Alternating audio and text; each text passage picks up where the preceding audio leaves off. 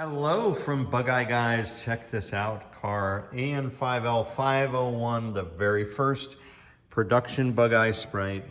As we ready this car for the concours event, the judging event in about 30 days, we have the car very much ready in some areas and very not ready in others. This is the interior. You can see it's got a big protective work blanket over everything, but we got more work to do. This is just a work steering wheel, just so that it doesn't damage the seat back. But we've got a bunch of work left to do with the trim in the interior. We've got the cockpit trim rails just back from the anodizer. These were originally anodized. We've polished them and powder coated them over the years, but these need to be anodized to be accurate.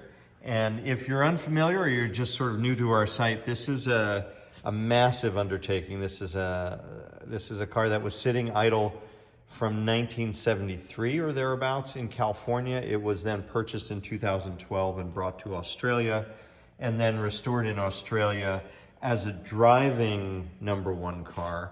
We've now bought it back from Australia, purchased in Australia, shipped it back to America, and we are now turning it into an accurate concours car.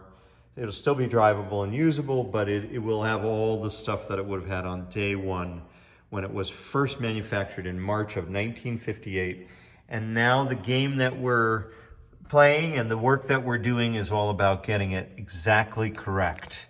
And we're doing that for the benefit of this marvelous timepiece and this historically relevant object, but also as part of a game, if you will, to attain the gold level of certification at the concours, which will be held in mid-September. So we have not given ourselves a lot of time for this, primarily because of shipping delays, but it's not so easy to ship a car from Australia in 2022 because of the pandemic and supply chain issues.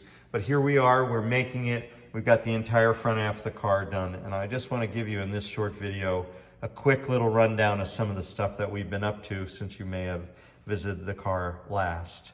For example, this is the original early radiator. Now these are kind of cool. If you don't know about this, these have no side fins.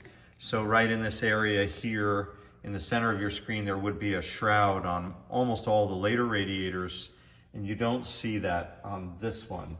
In fact, I can show you one here. If you're new to all this, it's this shroud right here, just in the center of your screen.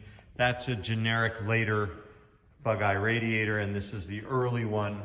I can look up the actual cut number. I can't remember if it was the first 5,000 or so, but these early radiators would of course be required for this particular car. We have a two-blade fan there, which is painted red, that's correct. We have a green fan belt. We had a heck of a time finding a belt that's the right size for this particular pulley configuration, and we found a green one, but we will change that to black. There's nothing in the concours standards that says it has to be black, but it should really be black because I bet it was black when it was new. So we will make that change. You see the red coil bracket, which is correct, and the 58 coils were mounted to the generator, as you see there. And you see also here a proper original style battery with the helmet battery terminals. Now these we occasionally see on cars that come in here. They're the most awful design.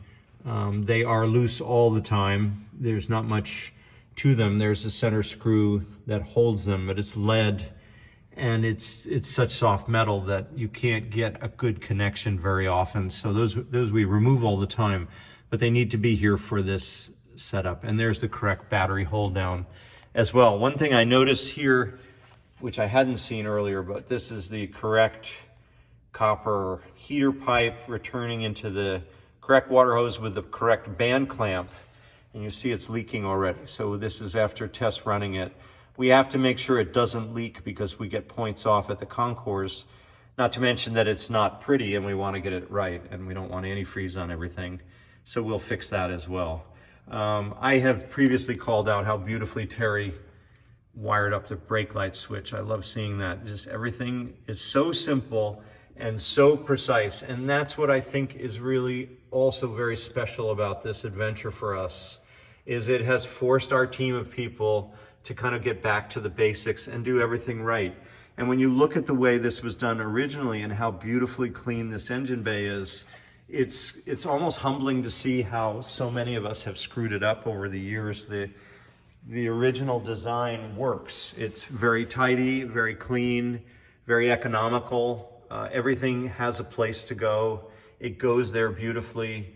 And when you do it right, you end up with this result. And that's what I'm just kind of marveling at tonight. It's something that we've done on hundreds of cars, but it's never looked this good.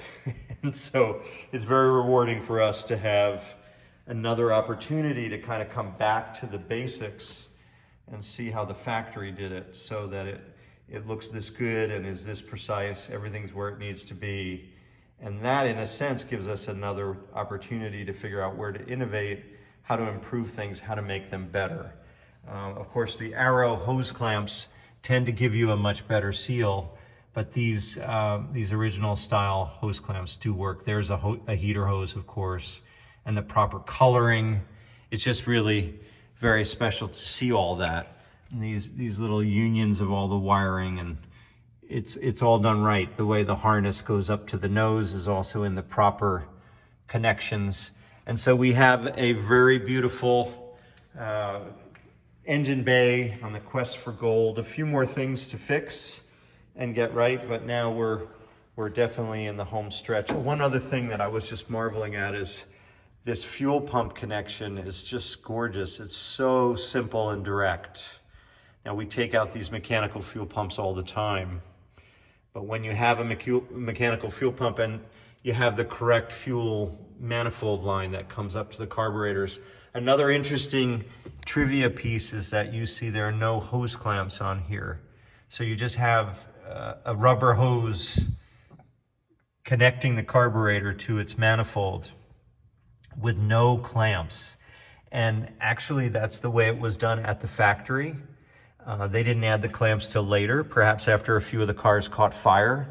But I don't think this one will catch fire because we've shrunken those hoses so that they'll make a nice union. Also here, another thing, there's so many little details that it's hard to stop talking about them.